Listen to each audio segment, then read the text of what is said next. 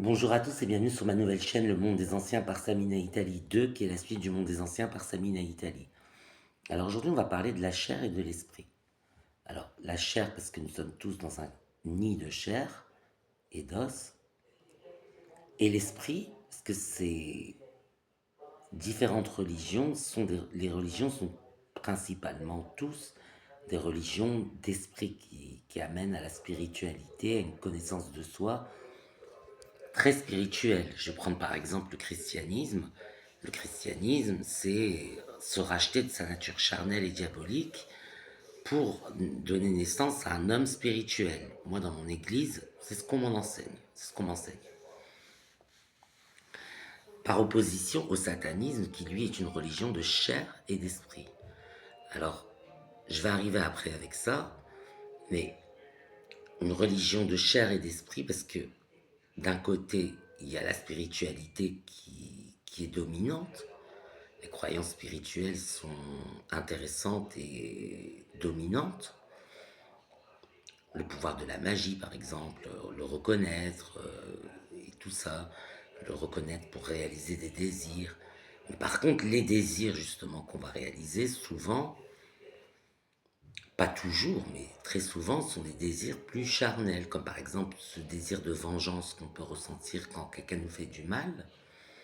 C'est très charnel, parce que souvent, quand on nous a fait du mal, on nous a blessés, naît une souffrance intérieure qui est assez désagréable à vivre physiquement.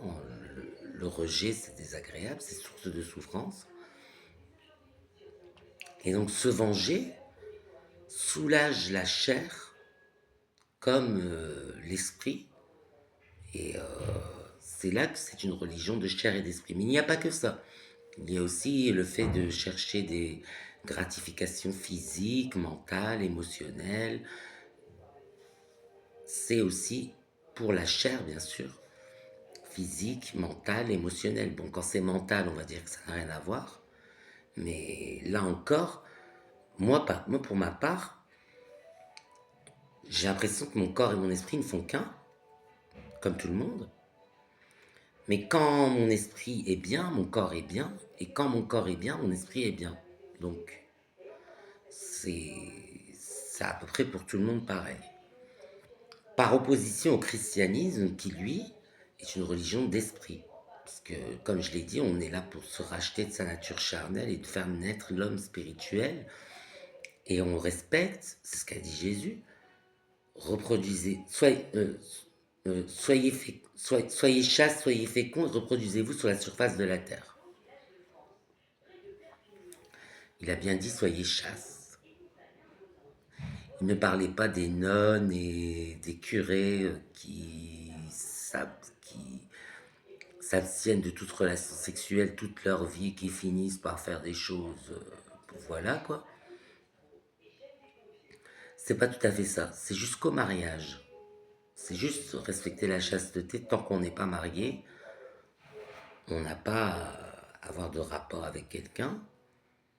Il y a toute une codification particulière à respecter. Et, et par la suite, une fois qu'on est marié, là par contre, on peut faire un peu ce qu'on veut avec sa femme, son mari. Il y a encore des interdits qui existent, mais grosso modo, c'est l'ouverture. C'est le mariage qui permet de rompre sa chasteté. Là où je vais arriver, c'est qu'il y a des gens, alors, qui ne connaissent pas la chasteté, justement, parce qu'ils n'ont pas de religion d'esprit, ils sont dans des églises qui ne parlent pas de ça, qui les pardonnent une fois avoir dit 3 fois le Notre Père et le Je vous salue Marie, donc du coup ils ne connaissent pas tout ça. Ces gens-là rencontrent quelqu'un et disent se mettre officiellement en couple avec cette personne, sans engagement, sans union solennelle, ils se mettent officiellement en couple avec cette personne. Alors du coup, cette personne leur doit fidélité, mais là, c'est trop, c'est trop. Il faut penser à ce que penserait Jésus-Christ s'il nous voyait. Parce qu'on nous dit, oui, le roi Salomon, le roi David, ils avaient plein de femmes, plein de concubines, oui, mais le Seigneur l'avait en abomination, ce fait. Donc du coup, c'est pas un argument, ça n'a rien à voir. Moi, ça me fait penser un peu à Sodome et Gomorre. C'est comme ça, parce que les gens, ils pensaient qu'au sexe, ils s'amusaient, ils voulaient même violer les autres qui étaient entrés chez Lot. Donc du coup,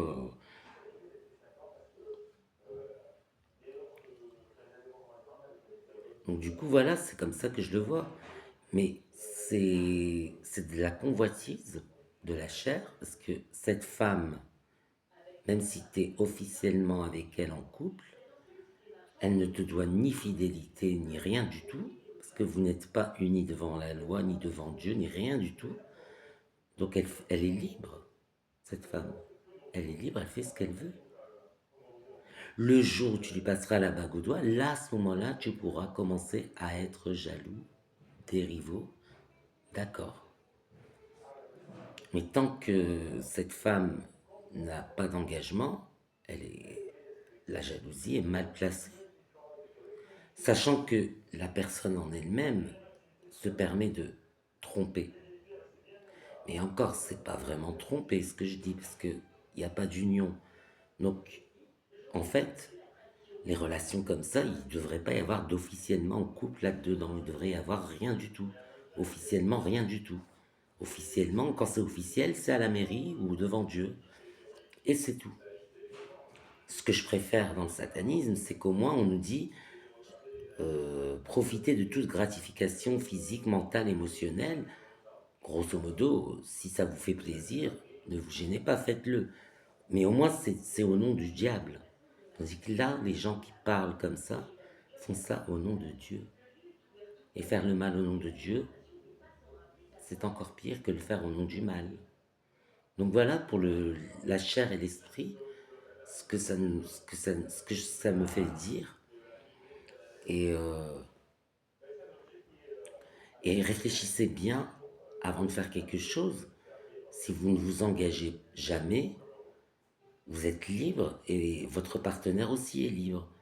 Si vous décidez que la personne avec qui vous êtes vous plaît bien et bien plus que ça, attendez le grand jour pour commencer à avoir des rapports, parce que c'est ce qu'attend notre Père Céleste.